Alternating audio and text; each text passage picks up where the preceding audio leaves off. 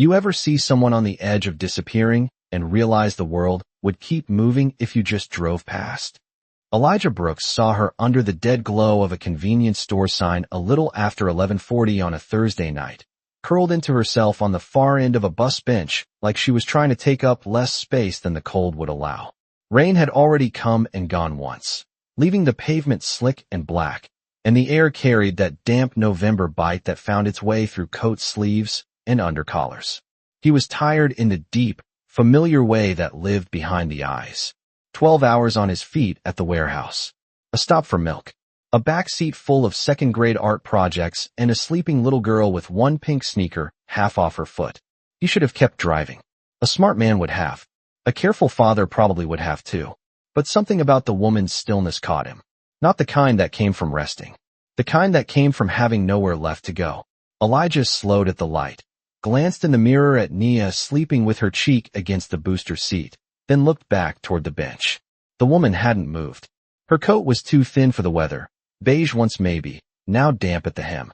One heel sat crooked on the concrete beside her like she had stopped caring whether the night took the rest. Her hair, pale under the buzzing sign, had fallen loose from whatever style it had been in earlier. She didn't look drunk. She didn't look dangerous. She looked like someone who had run out of places to pretend she was fine. The light turned green. Elijah kept rolling another 20 feet, then let out a breath that sounded like surrender and pulled into the empty lot. Some choices don't knock. They just sit there waiting for you to decide what kind of man you are. He stepped out into the cold and shut the door softly so Nia wouldn't wake. His work boots crossed the wet pavement with that steady, unhurried sound of someone who knew panic didn't help anybody. Up close, the woman looked worse and stronger at the same time. Her chin was lifted, but barely. Her hands were clean, though red from the cold. There was something strange about that. Strange, too, was the way she watched him approach, not with fear exactly, but with calculation, like she had spent a long time learning the cost of trusting the wrong person. "Ma'am," he said gently, stopping a few feet away, enough distance to make the offer feel like a choice. "You okay?" She gave a laugh, so faint it almost broke before it became sound. "Do I look okay?" Her voice was low, polished, the kind that didn't belong on a bus bench after midnight. Elijah noticed it, filed it away, didn't press. "No," he said. "You don't." Her eyes lifted to his then, blue in the ugly light, sharp even through the exhaustion. For a second, neither of them moved. Rainwater slipped from the awning in slow drops. A truck passed on the road beyond. Inside the car, Nia shifted and went quiet again. The woman glanced past him toward the back seat, toward the little silhouette of a child, and something in her face changed. Not softer, just sadder. "I'm not asking for money," she said. "I didn't think you were." "Then what did you stop for?" Elijah looked at her the way he looked at most hard things in life, plain and steady. "Because it's cold," he said. "And because my daughter's gonna ask me in the morning if I helped you." That did it. Not much. Just a flicker. But the air shifted around her. She looked away first, toward the dark road, toward whatever had brought her there, and when she spoke again her voice was smaller than before. "I just need somewhere to sit for a little while," she said. "Somewhere warm." Elijah nodded once. No sermon. No suspicion dressed up like concern. Just a decision made quietly. "Then come on," he said. "I've got heat in the car. And coffee at home." He didn't know her name yet. Didn't know why a woman who carried herself like old money in private schools was sitting alone in the cold with one shoe off and nowhere to go. He only knew the night had placed her in front of him, and some doors in life didn't swing open with noise. They opened with silence, and with the kind of kindness that could still change everything. The ride back was quiet in the way real life usually is when something fragile has entered the car and nobody wants to scare it away. Elijah turned the heater up 2 clicks and eased the sedan out of the lot, the tires whispering over wet asphalt while the woman in the passenger seat kept both hands folded tight in her lap like she was borrowing more than warmth.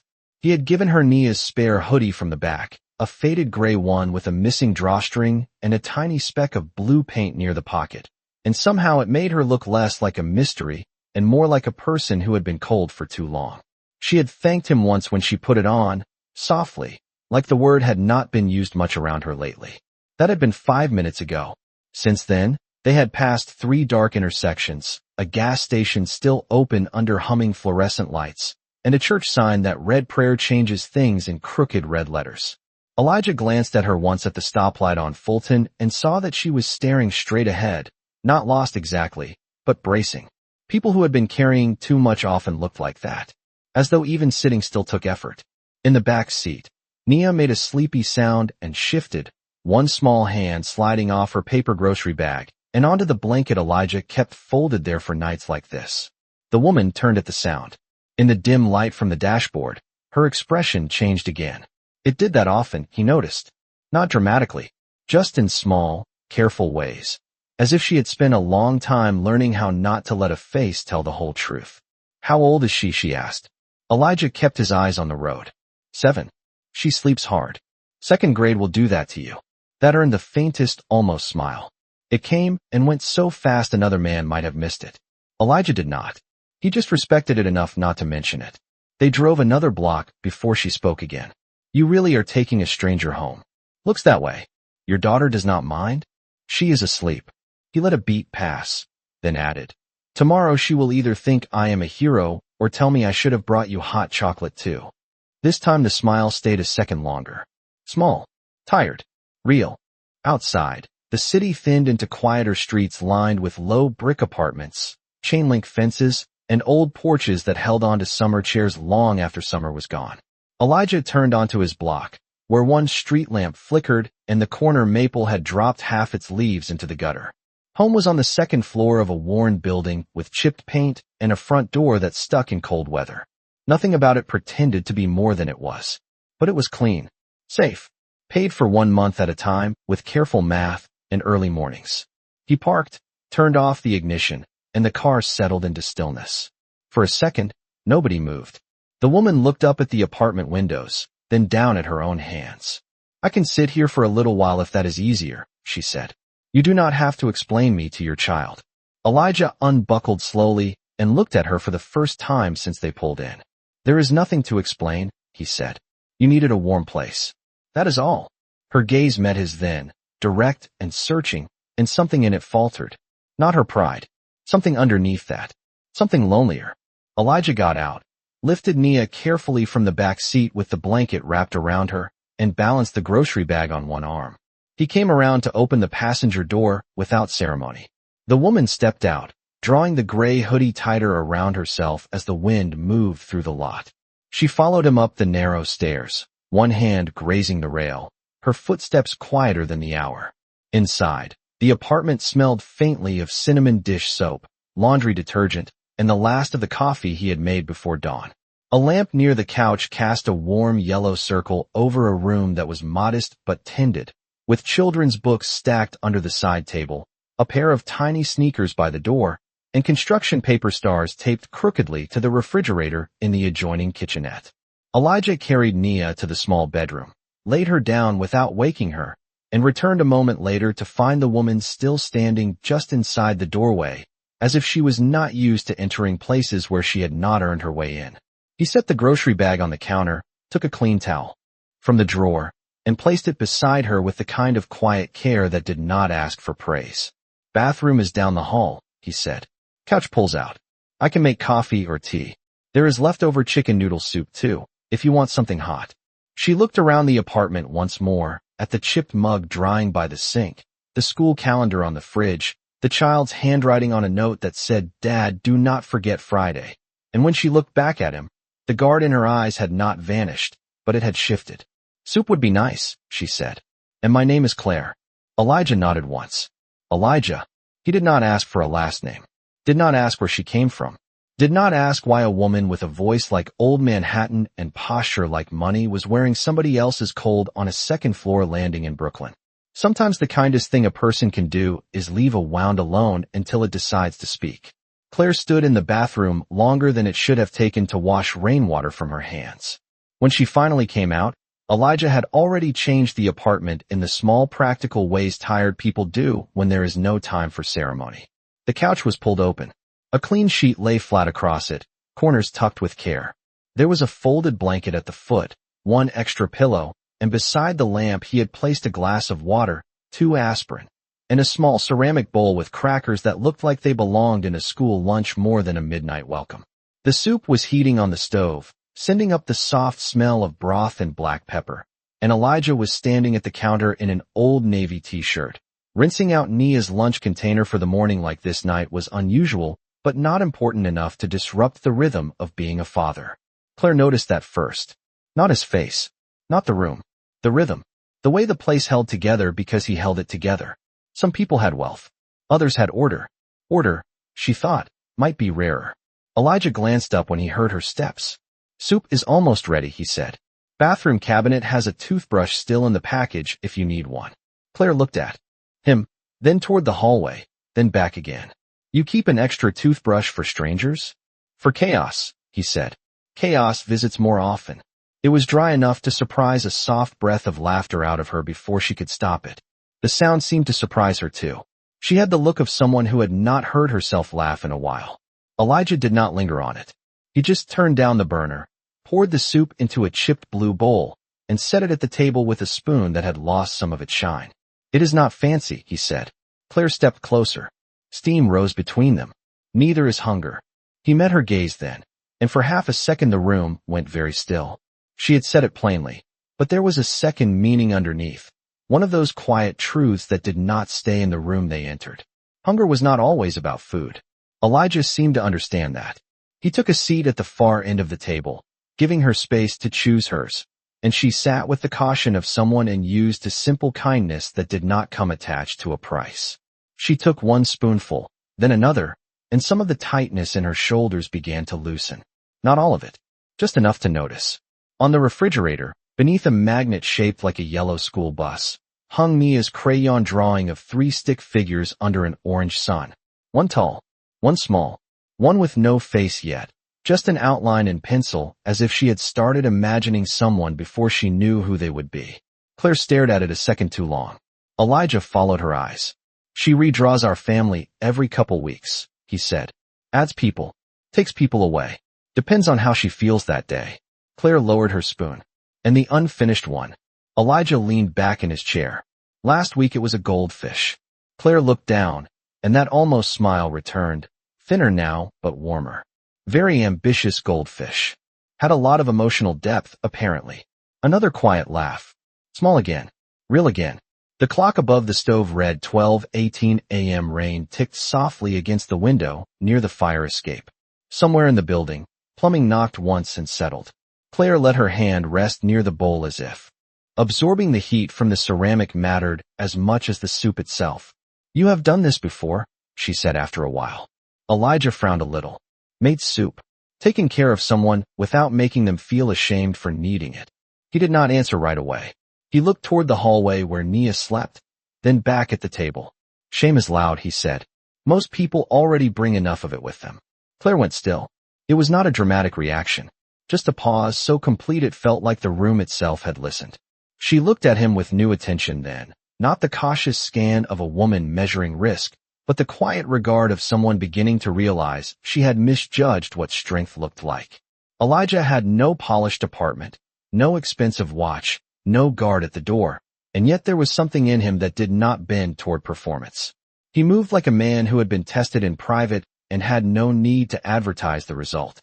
Claire took another spoonful, slower this time. My name is Claire Bennett, she said, the last name arriving carefully, like it had been debated on the walk back from the bathroom. Elijah nodded once. Nice to meet you, Claire Bennett. No flicker of recognition. No reaction at all, really. If that disappointed her, she hid it well. If it relieved her, she hid that too. The lamp beside the couch cast a warm circle across the room, catching the silver edge of something half hidden beneath the cuff of the borrowed hoodie on her wrist. A watch. Elegant. Heavy enough to be expensive, understated enough to belong to someone who did not need to impress strangers. Elijah noticed it and looked away just as quickly. Not because he did not see. Because he did. Some truths introduced themselves early. That did not mean it was time to ask their names. After the dishes were rinsed and left in the rack to dry, the apartment settled into that thin hour of the night when even old buildings seemed to breathe slower. Elijah switched off the overhead light in the kitchen and left only the lamp near the couch burning low. It painted the room in amber and shadow, softening the worn edges of furniture that had lasted longer than it should have, because replacing it had never made the top 5 on any budget list. Claire stood near the pull-out bed with one hand resting on the blanket, as if she still had not decided whether she was allowed to belong in the space for even a few hours. Elijah noticed that too. He noticed most things. The difference was that he rarely used what he noticed against people. "There is a charger on the shelf if your phone ever decides to trust outlets again," he said, nodding toward the power strip by the lamp. Claire looked at the dead phone she had set beside the glass of water. "It is not the phone that has trust issues." Elijah gave the smallest nod, almost like he accepted that line as fair evidence in a larger case. "Well," he said, "the outlet has a decent record." She looked at him then, and for a second that guarded expression in her face loosened just enough to reveal the woman underneath the armor. Not the polished one. The tired one.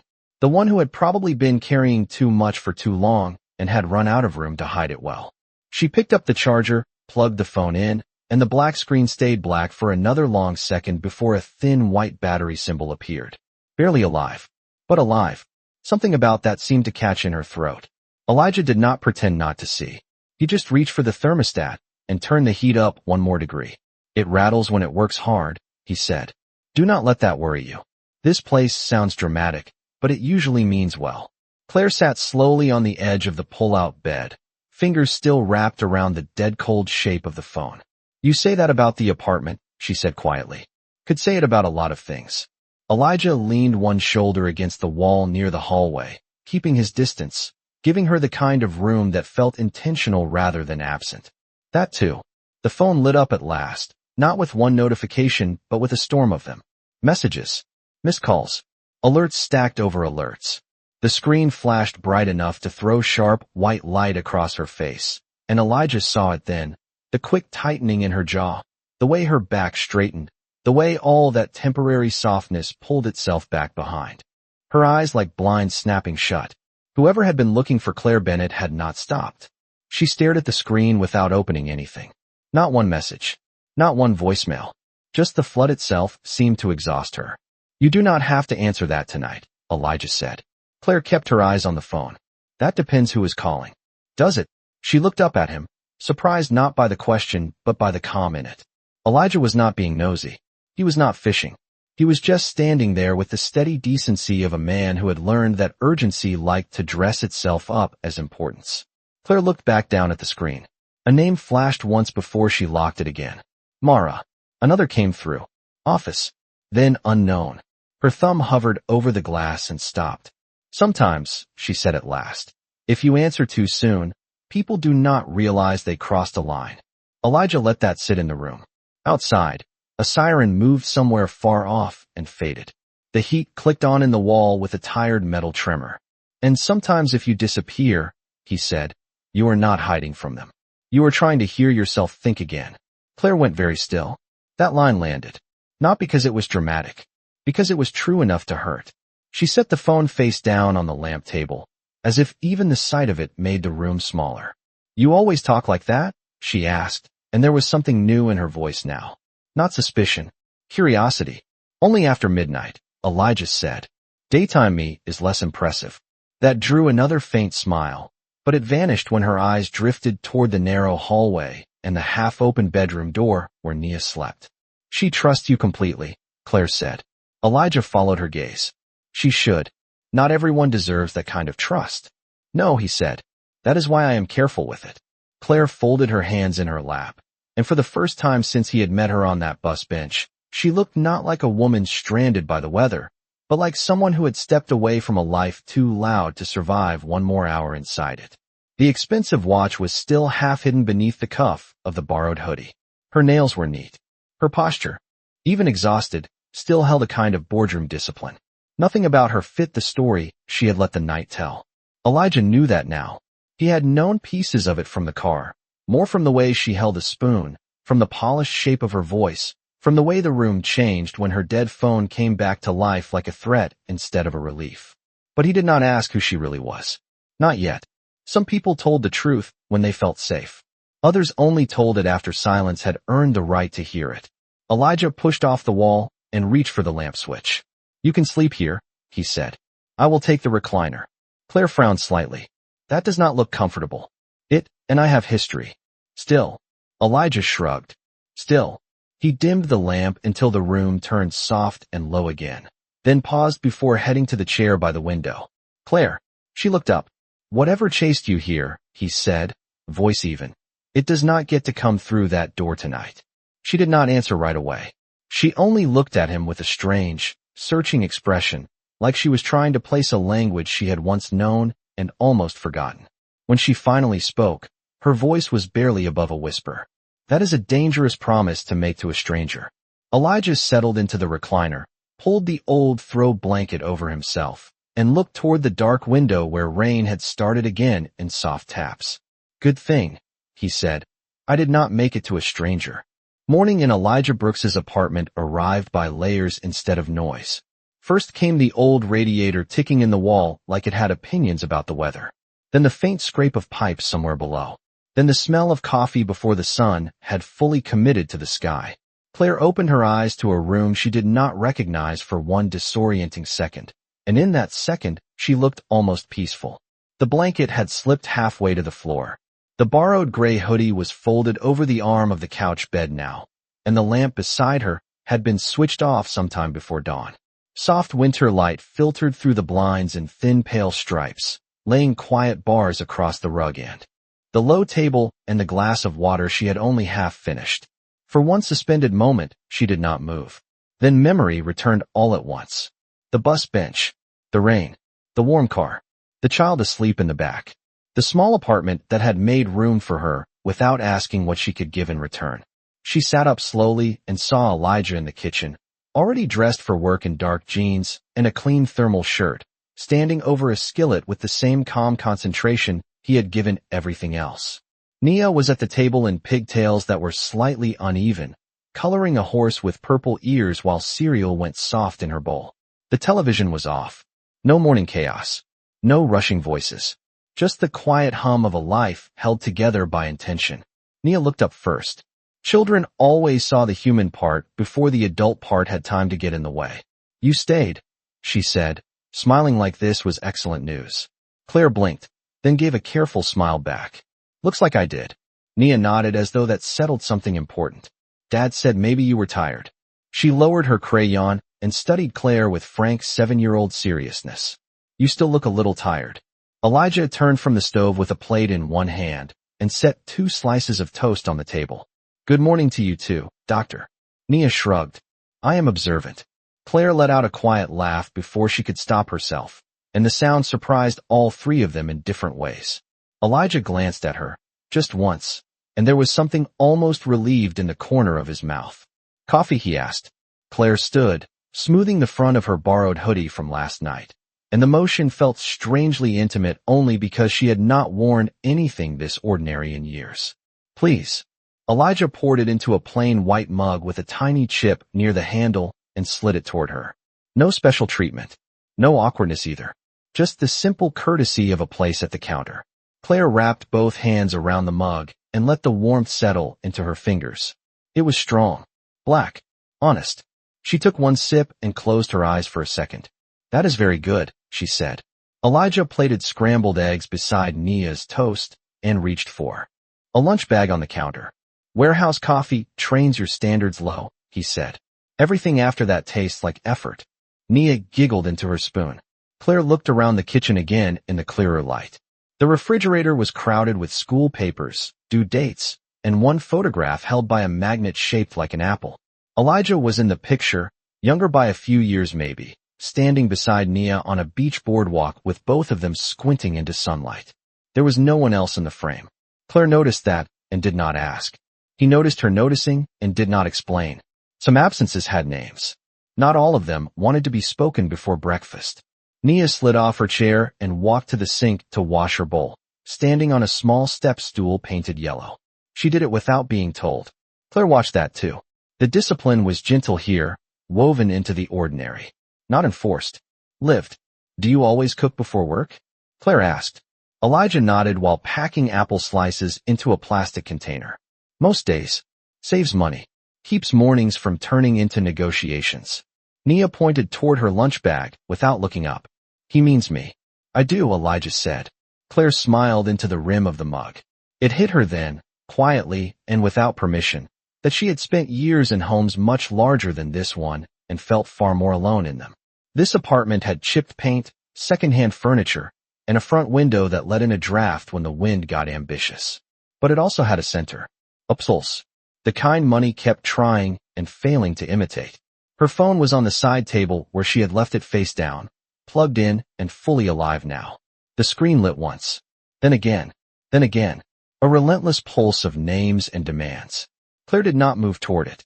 Elijah saw the light flash from across the room and kept sealing Nia's lunch with careful fingers, but his voice changed just enough to let her know he had noticed.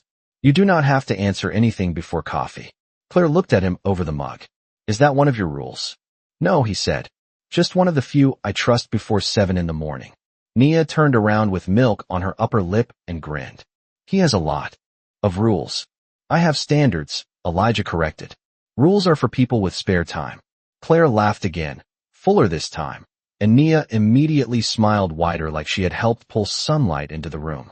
Then the child's eyes dropped to Claire's left hand, to the faint pale line where a ring had once rested. Children noticed everything adults tried to hide in plain sight. Were you married?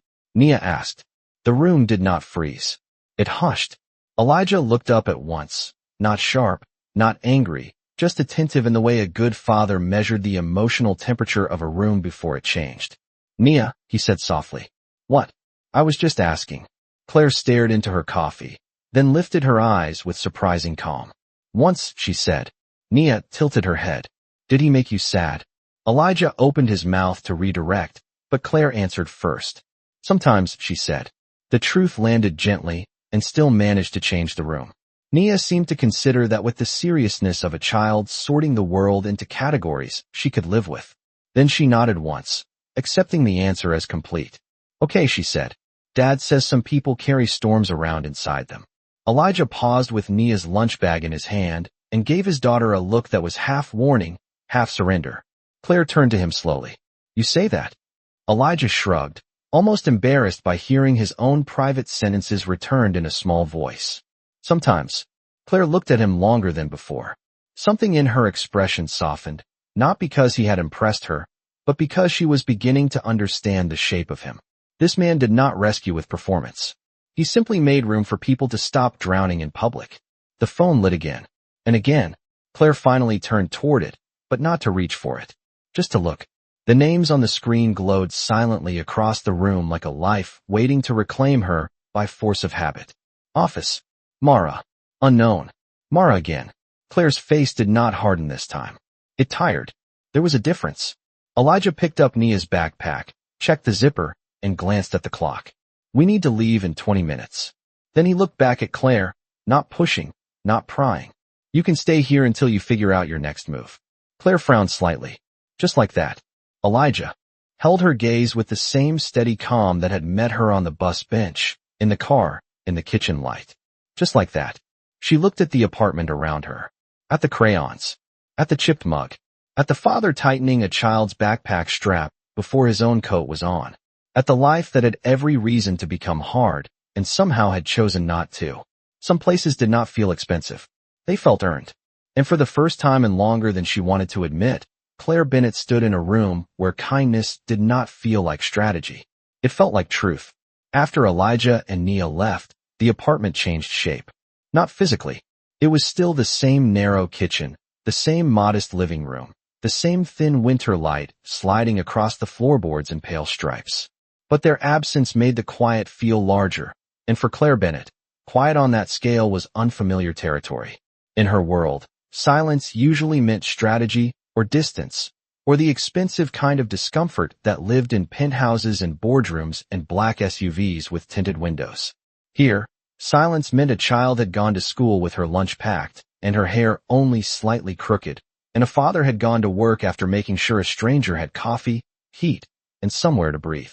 Claire stood in the middle of the room, holding the empty mug long after the coffee was gone. The phone on the side table lit up again. Then again. She walked toward it this time.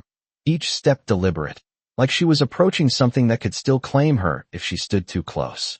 The screen was crowded now. More missed calls. More messages. Mara, call me now. Security is losing their minds. The board knows you are gone. Another from office. Another from unknown. One headline alert from a financial app she had never bothered turning off. Whitmore Global shares dip amid leadership concerns. Claire stared at the words until they blurred. Then she locked the screen and set the phone back down without answering a single thing. It was not courage. Not yet. Just refusal.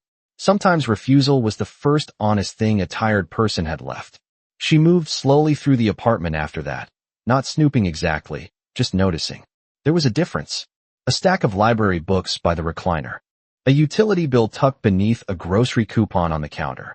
Nia's spelling test on the refrigerator with a bright blue A and a sticker that read shining work. On the hallway wall hung 3 framed photographs, all inexpensive prints, all placed carefully. In one, Nia sat on Elijah's shoulders at a street fair, grinning around cotton candy the size of her head. In another, Elijah held a toddler version of her in one arm, while stirring something on a stove with the other. The third was older. Elijah alone, standing outside a hospital, tired and younger, and looking at the camera with the guarded expression of a man who had already learned life could rearrange itself in an afternoon. Claire studied that one the longest. There was no self-pity in his face, just endurance. Wealth had taught her how to identify ambition in a room within seconds. Endurance was different, rarer, harder to counterfeit. By 10:30, the sun had climbed high enough to brighten the window over the sink, and Claire found herself rinsing out her mug before setting it in the dish rack beside Nia's cereal bowl from breakfast. The act was automatic, almost embarrassingly normal. She had not done that in years. There had always been someone else. Someone paid. Someone assigned. Someone whose job it was to erase evidence of living before it became visible. Here, nothing erased itself. Elijah's life did not hide the effort it took to keep going. Maybe that was why the apartment felt so disarming. It was honest in all the ways her own life had stopped being. Her phone rang again, this time with Mara's name stretching bright across the screen. Claire let it ring once, twice, 3 times. Then she answered. Claire. Mara's voice came fast and low, sharpened by worry and restraint. Thank God. Where are you? Claire looked around the apartment, at the school papers and the folded blanket and the tiny purple crayon left uncapped on the table. Safe, she said. Mara exhaled hard enough for it to sound like anger. Do not do that to me. Security traced your last driver ping to Midtown, then nothing. The board is already circling. Your mother's lawyer called twice. And if one more reporter contacts me pretending to ask about a charity gala, I am going to lose what little professionalism I have left. Claire closed her eyes. Even through the phone, she could hear the machinery of her real life grinding toward her. Pressure dressed in expensive language. Concern tangled up with optics. I needed one night, Claire said quietly. You vanished the morning of a crisis meeting. It was not a crisis meeting. It was an ambush with catered pastries. Mara went silent for one beat, then another. That bad. Claire opened her eyes and stared at the rain mark on the window from last night. Worse. I walked out before I said something that would have made page 6 and quarterly earnings in the same afternoon. Mara's voice softened, just a little. Claire, where are you? Claire could have lied. She almost did. Then she heard Elijah's voice in memory, calm and steady from the night before. Some truths introduced themselves early. That did not mean it was time to ask their names. But some lies, she was beginning to understand, exhausted you more than the truth ever could. I am in Brooklyn, she said. At an apartment. Mara inhaled sharply. Whose apartment? Claire looked at the yellow step stool by the sink. A man named Elijah Brooks. Silence. Then, carefully, do I need to send someone? Claire glanced at the locked front door, the pull-out couch still unmade. The ordinary room that had held her more gently than most people in her life ever had. No, she said. That is the first thing I have been sure about in days. Mara did not answer immediately. When she did, her voice had changed. Less executive assistant. More friend. Then tell me what you need. Claire sank slowly into the chair at the table, one hand resting near Nia's spelling test, like the paper itself carried a kind of balance. Outside, a delivery truck rattled down the block. Somewhere in the building, a baby cried and was quickly soothed. Life moved. Simple. Unimpressed. I need you to stall everyone until noon, Claire said. And I need you to send me a clean change of clothes. Nothing expensive. Nothing obvious. And Mara? Yes. Claire looked once more around the apartment, at the evidence of a life built without spectacle, and lowered her voice. Do not send security here. Claire. I mean it. Mara let out a long breath. All right. Noon. One bag. No security. But if you are not back by then, I am coming. Myself. Claire almost smiled. That is why I keep you. No, Mara said dryly. You keep me because I know where the real numbers are buried. The line clicked dead before Claire could answer. She set the phone down and sat very still. Noon. Only a few hours. A few hours before the cars and the calls and the expectations and the last name returned to claim her. But in that borrowed time, in that second-floor apartment with its chipped mugs and honest quiet, Claire Bennett felt something she had not felt in longer than she wanted to admit. Not safety exactly. Safety could be bought. This was different. This was the dangerous, unfamiliar relief of being somewhere no one was trying to use her name before asking whether she had slept at all. At 11:47, the knock came so softly Claire almost thought she imagined it.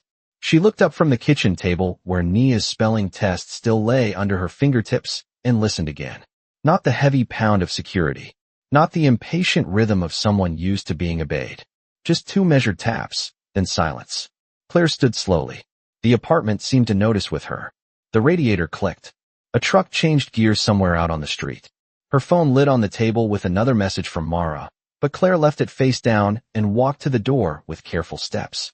Through the peephole she saw a woman in a charcoal coat holding a plain garment bag and a brown paper sack, dark hair pinned back, sunglasses pushed up onto her head despite the weak winter sun.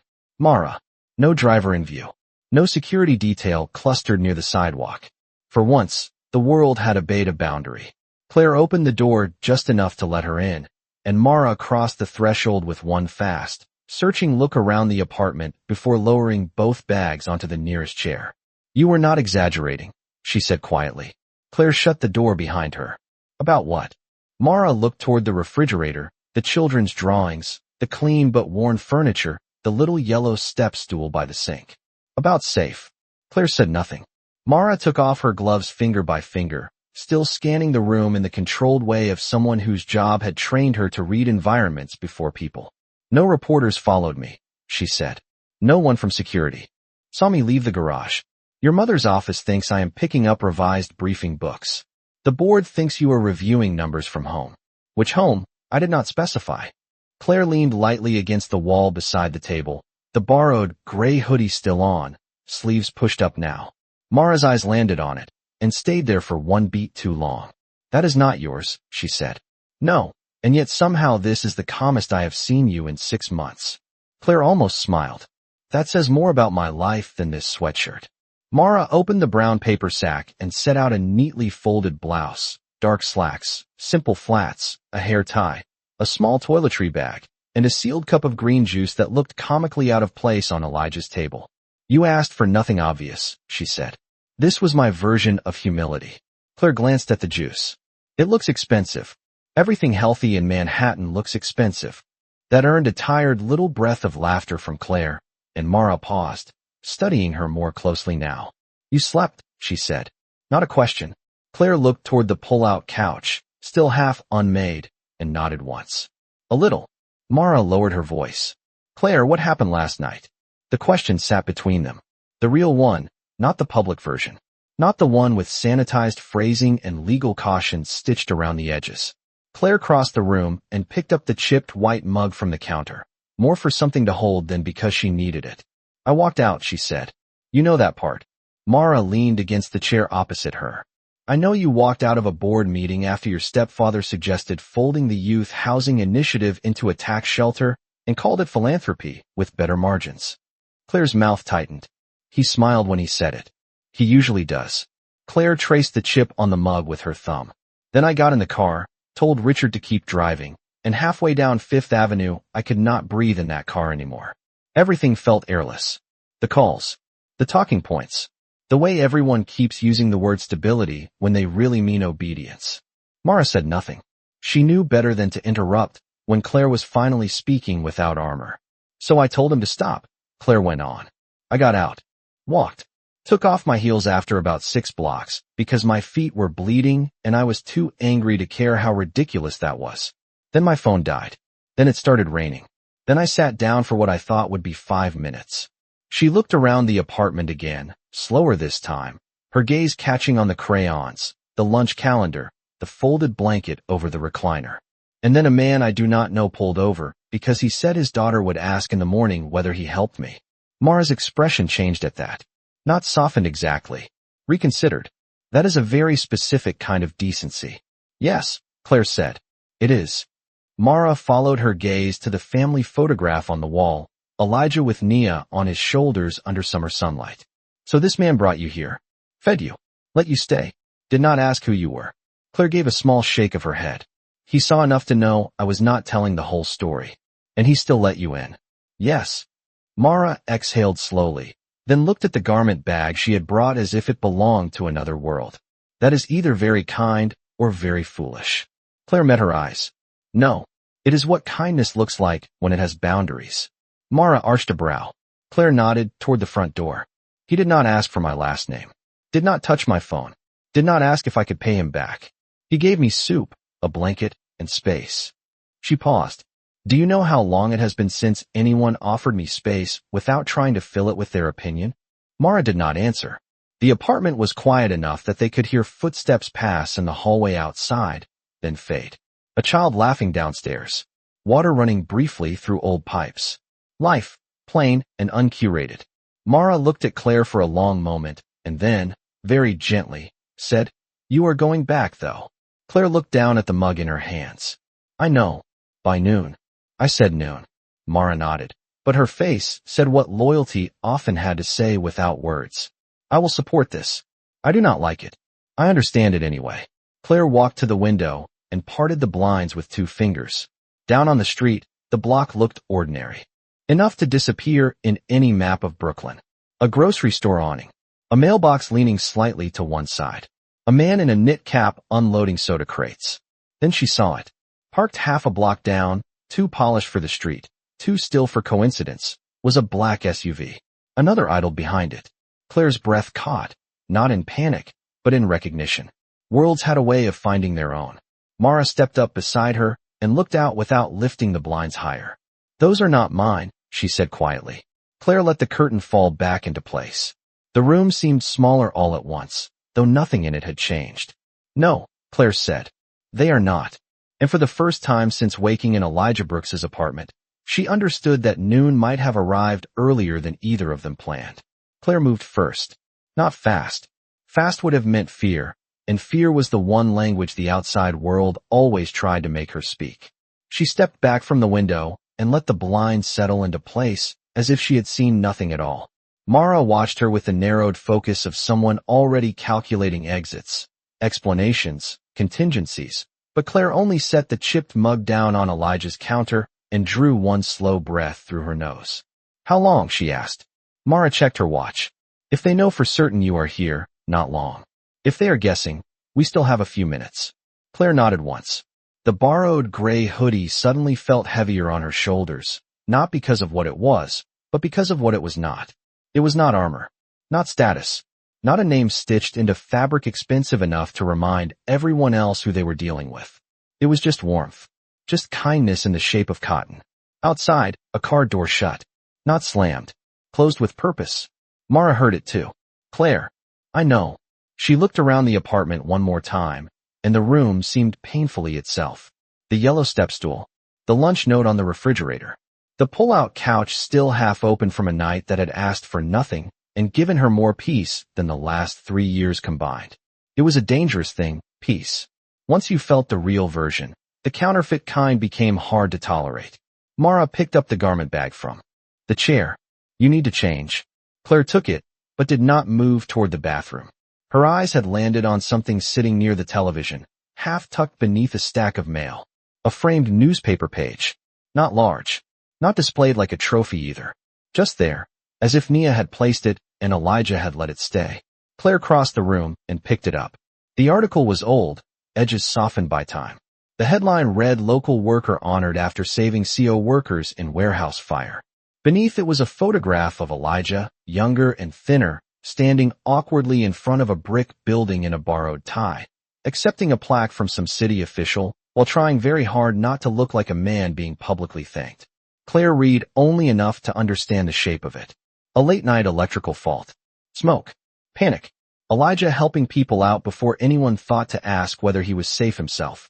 The details blurred after that because one line near the bottom held her attention longer than the rest.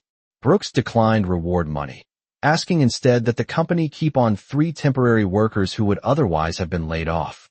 Mara stepped closer and glanced down. That is him. Claire nodded. Apparently. Mara looked from the article to the apartment and back again. You have a talent for disappearing into the homes of complicated men. Claire almost smiled, but the smile never fully arrived. She kept looking at the article, at Elijah's face in the photograph, at the discomfort in his posture, the complete absence of self-congratulation.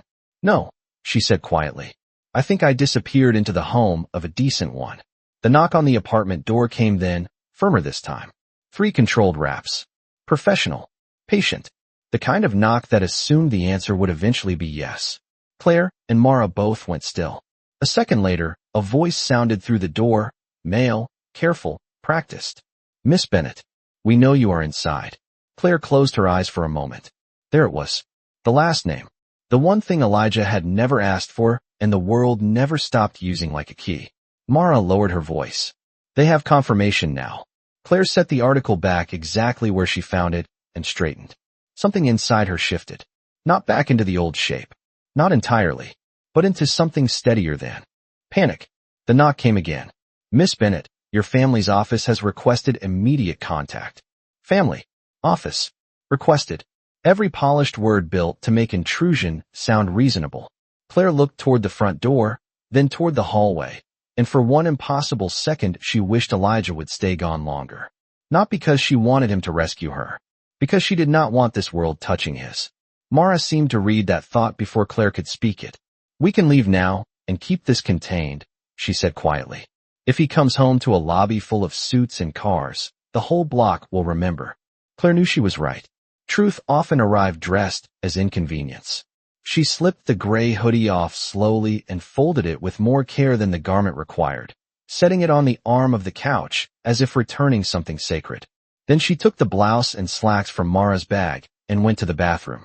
When she emerged a few minutes later, transformed by nothing more than dark fabric, brushed hair, and a face put back into its familiar controlled lines, the apartment itself seemed to reject the change. She looked like Claire Bennett again. The public one. The woman whose name moved markets and filled rooms and made people choose their words with legal precision. But the room had seen another version now, and maybe that was why the expensive poise looked less impressive in Elijah's kitchen than it ever had in Manhattan. The knock came a third time. Miss Bennett. Claire walked to the door, Mara half a step behind. She opened it just enough to reveal 2 men in tailored coats standing in the hallway, one older, one younger, both trained to look respectful while managing situations they had no intention of losing control over. The older one inclined his head. Miss Bennett. Thank you. Your mother is extremely concerned. Claire held the door where it was. Then she can call me herself. The younger man's eyes flicked past her shoulder into the apartment before professionalism dragged them back. He saw the couch bed, the child's art on the fridge, the very obvious fact that this was not a hotel, not a friend's penthouse, not any address that fit the story they would have preferred. Claire saw him notice. She also saw him store it away. The vehicles are ready, the older man said. We should go. We. As if the decision had already been made. Claire's jaw tightened, but her voice stayed cool. You will wait downstairs while I gather my things. He opened his mouth, likely to object, then seemed to reconsider. Of course. She closed the door before either man could add another polished sentence to the pile. The apartment went quiet again, but it was no longer peaceful quiet. It was departure quiet. Claire looked around one last time, and this time the leaving hurt in a place she had not expected. Mara picked up the plain brown bag and handed her the phone. You should go before Elijah gets back. Claire took the phone, but her gaze stayed on the folded gray hoodie. He deserves the truth, she said. Mara said nothing. Some moments did not need agreement to become inevitable. Claire crossed to the kitchen counter, found a pen near Nia's spelling list, and pulled a sheet of notebook paper from beside the school calendar. She stood there in the center of a borrowed morning, the sounds of patient men waiting outside the building, the weight of her name pressing in from every direction, and began to write the first honest note she had left anywhere in years. Claire wrote slowly, not because she did not know what to say, but because the truth felt heavier when it was finally chosen on purpose. The notebook paper was ruled with blue lines and one red margin, the kind meant for spelling practice and grocery reminders, not confessions. Her handwriting looked almost too elegant for it. That, somehow, made the note feel more honest instead of less. Elijah, she wrote, thank you for giving a stranger warmth without asking what she was worth first. My name is Claire Whitmore Bennett. I should have told you sooner. I did not because for one night I wanted to be seen without the rest of my life standing in the room beside me. I am sorry for the trouble that followed me here. You did not deserve that. Neither did Nia. Please know this. Your kindness was not wasted on me. It may have saved more than one cold night. She stopped there, pen hovering above the page. Then she added one more line, smaller than the rest. Some people make shelter feel like dignity. You did that. Claire folded the note once and set it beside the chipped white mug she had used that morning, tucking beneath it a business card from the slim leather case Mara had handed back to her. The card was heavy cream stock, simple black lettering, no flourish. Claire Whitmore Bennett. Executive Chair, Whitmore Global. A Midtown address. Direct line. It looked absurd on Elijah's modest kitchen counter, like a limousine parked in a schoolyard. Claire stared at it for a second, then reached out and turned it over so the title faced down. Some names entered rooms too loudly. We should go, Mara said quietly. Claire nodded, but her feet did not move right away. She crossed once more to the refrigerator and looked at Nia's spelling test, the gold star bright against the paper. Then to the photograph of Elijah and Nia on the boardwalk. Then to the folded gray hoodie lying on the arm of the couch where she had left it. She picked it up, pressed it once to her chest without meaning to, then placed it back down as carefully as if it belonged in a museum instead of a second-floor apartment in Brooklyn. Claire, Mara said again, this time softer. The outside world was waiting downstairs in polished shoes and tinted windows. Claire drew a breath that did not steady her as much as she wanted it to and walked to the door. The hallway felt colder than the apartment had. The two men were still waiting with their practiced calm, the older one stepping aside immediately, the younger speaking into an earpiece he tried not to make obvious. Mara followed Claire down the narrow stairs, one hand lightly at her elbow, though Claire did not need the support. Not physically. On the street, the black SUVs looked exactly the way Power always wanted to look. Expensive, patient, inevitable. One back door stood open already. Claire stopped beside it and looked up once toward Elijah's apartment window. From down here, the blinds showed nothing. Just pale daylight. Just glass. Just the kind of ordinary view people with money often forgot to value, because no one had taught them how rare unperformed peace could be. The older man cleared his throat gently. Miss Bennett, the board has been informed you will join the noon call from the residents. Claire turned toward him. No, she said. Tell them I will join. When I decide I am ready to speak. Until then, they can reread the quarterly reports without pretending panic is leadership. The man blinked once. Mara looked away to hide what might have been approval. Claire got into the car. The leather seat was warm. The air inside smelled faintly of cedar and money and a life that never stopped arranging itself around her without asking whether she still wanted it. As the SUV pulled away from the curb, she watched Elijah's block slide past the tinted glass. The grocery awning. The leaning mailbox. The apartment building with chipped paint and a front door that stuck in cold weather. Then the corner turned, and it was gone. At 3:12 that afternoon, Elijah came home carrying a bag of groceries in one hand and Nia's backpack in the other, while Nia skipped ahead, talking about a class project involving cardboard, glitter, and what sounded like very strong opinions about horses. He pushed open the apartment door with his shoulder, called out a tired but automatic, "We are home," and stopped when he saw the room. Not because anything was damaged. Nothing was. The couch was folded back in.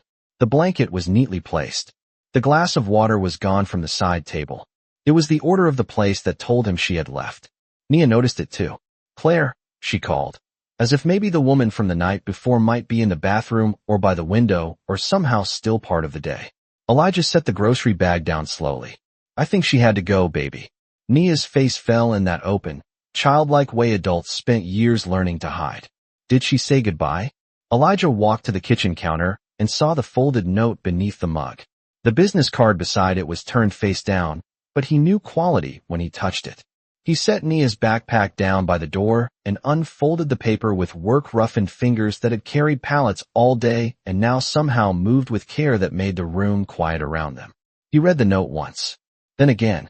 On the second pass his eyes dropped to the card, and for the first time since the rain-soaked bus bench, the pieces arranged themselves into a truth far larger than the version she had let him see. Claire Whitmore Bennett. The name did not belong to a stranded woman with one shoe off under a flickering sign. It belonged to headlines, boardrooms, charity galas, magazine covers and airport lounges. Even Elijah, who had no time for corporate theater, knew enough to understand what Whitmore meant. Nia tugged his sleeve. What does it say? Elijah looked down at his daughter, then back at the note, and some unreadable expression passed across his face. Not anger. Not awe either. Something sadder and steadier than both. It says thank you, he answered. Nia looked toward the couch where Claire had slept. Is she coming back? Elijah glanced at the card again, then at the last line of the note, and folded the paper with the same care she had used writing it. Outside, somewhere beyond the window, a siren moved through the city and faded. Inside, the apartment held its breath around a question bigger than either of them had expected yesterday morning. Elijah slipped the note into his pocket, set the business card on the refrigerator beneath Nia's gold star spelling test, and said the only honest thing he had. I do not know. But that night, long after Nia had fallen asleep and the dishes were drying by the sink, Elijah stood alone in the quiet kitchen looking at a name that belonged to another world and wondering why the apartment felt both smaller and emptier without a stranger in a borrowed hoodie sitting at his table. Somewhere across the river, Claire Whitmore Bennett was almost certainly back inside the polished machinery of her life, speaking in calm, precise sentences, reclaiming a world that had never really stopped claiming her. But on Elijah's refrigerator, beneath a child's schoolwork and beside a grocery list and a magnet shaped like a yellow bus, her card remained like a promise the day had not finished explaining. Sometimes the people who change your life do not stay long. They just leave behind enough truth to make the old version of your world impossible to return to.